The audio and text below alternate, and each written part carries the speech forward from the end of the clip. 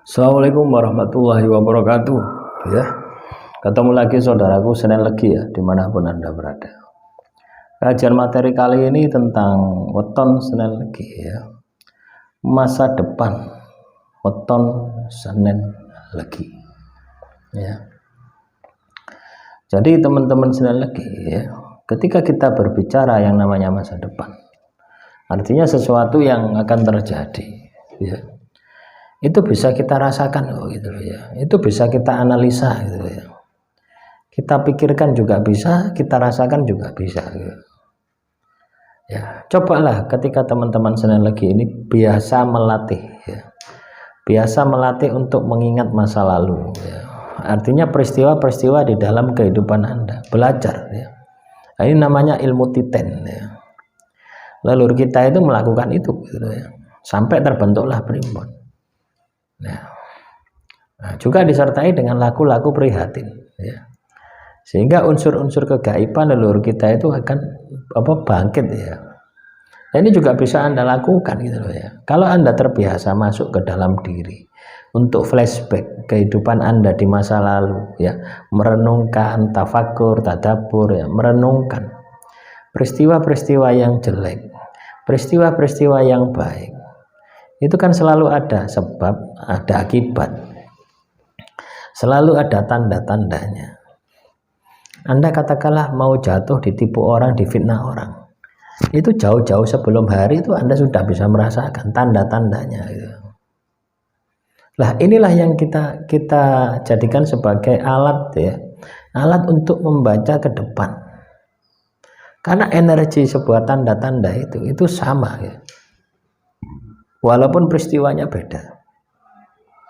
Anda mau bahagia, itu tanda-tandanya juga ada. Ya. Anda mau menderita, itu tanda-tandanya juga ada. Dan tanda-tanda itu sama gitu. Nah, inilah yang tidak pernah kita sadari gitu. Kita tidak pernah menyadari ini gitu ya. Kenapa kok kita tidak pernah menyadari hal ini? Karena mata batin kita tertutup. Ya. Kita disibukkan oleh materi-materi atau masalah-masalah yang terjadi di dalam kehidupan kita. Ya sibuk di sana gitu ya. Jadi sibuk secara lahir, akhirnya batinnya juga tidak maksimal. Makanya kita ini harus bisa mendudukkan mana dimensi lahir, mana dimensi batin. Ya, lah caranya bagaimana? Untuk bisa melihat masa depan kita. Nah, ini bulan Oktober ya. Ini bulan Oktober ini kan sudah Anda jalani ya, 2 minggu ya. Kurang 10 hari lagi ya, kita memasuki bulan November. Oktober yang sudah 20 hari ini bisa Anda jadikan sebagai alat Anda untuk melihat bagaimana masa depan Anda secara logika. Ya, secara logika ya. Artinya bisa dihitung itu, bisa kita pikirkan, bisa kita telaah gitu. Nah, contoh misalkan minggu pertama dan minggu kedua, bagaimana nasib Anda? Apakah semakin bagus ataukah semakin jelek? Ya, lo itu ya. Kalau nasib Anda semakin bagus di bulan November, atau di bulan Oktober, berarti ada pencapaian. Ya. Minggu pertama bagus, minggu kedua tambah bagus. Nah, berarti optimisme, semangat Anda itu bagus. Ya. Jadi seperti itu. Nah, selanjutnya Anda pikirkan semangat Anda lihat semangat Anda ya. Anda lihat semangat Anda apakah menggebu-gebu ya. Kalau semangat Anda menggebu-gebu, maka saya yakin ya,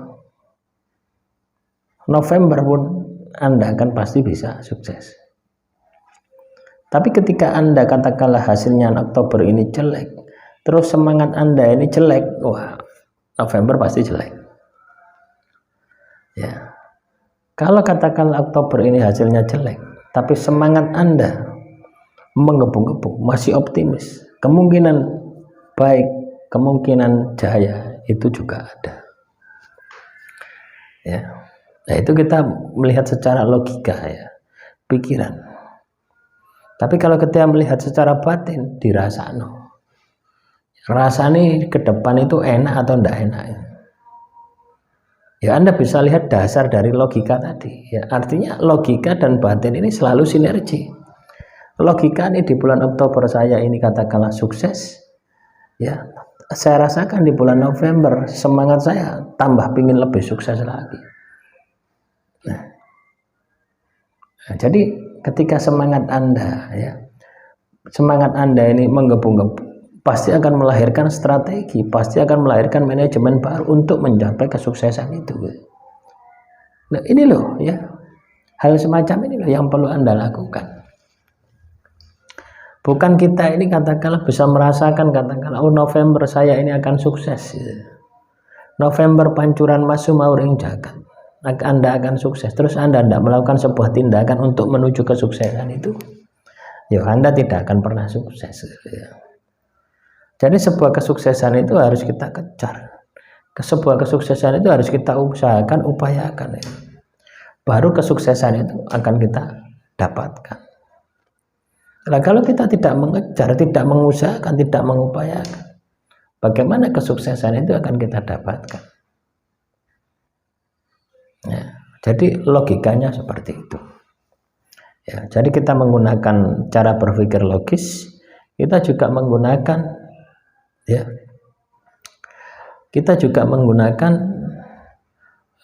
apa itu yang namanya pendekatan batiniah. Lah, pendekatan batin ini kan kadang kita itu sulit gitu loh ya. Pendekatan batinnya kita ini kadang sulit. Kenapa kok sulit? Karena kita jarang ibadah, kita jarang tirakat ya.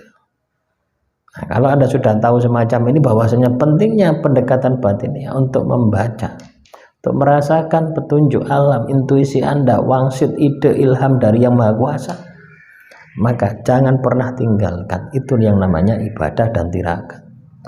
Ibadah sing wajib, tirakat sing sunnah, itu gandeng terus. Selain itu Anda tingkatkan juga wawasan Anda, kepintaran Anda, skill Anda. Maka kalau bisa itu Anda lakukan, sukses jaya akan menjadi bagian dari kehidupan Anda. Nah, demikian teman-teman sekalian lagi, semoga motivasi hari ini bisa bermanfaat. Wassalamualaikum warahmatullahi wabarakatuh.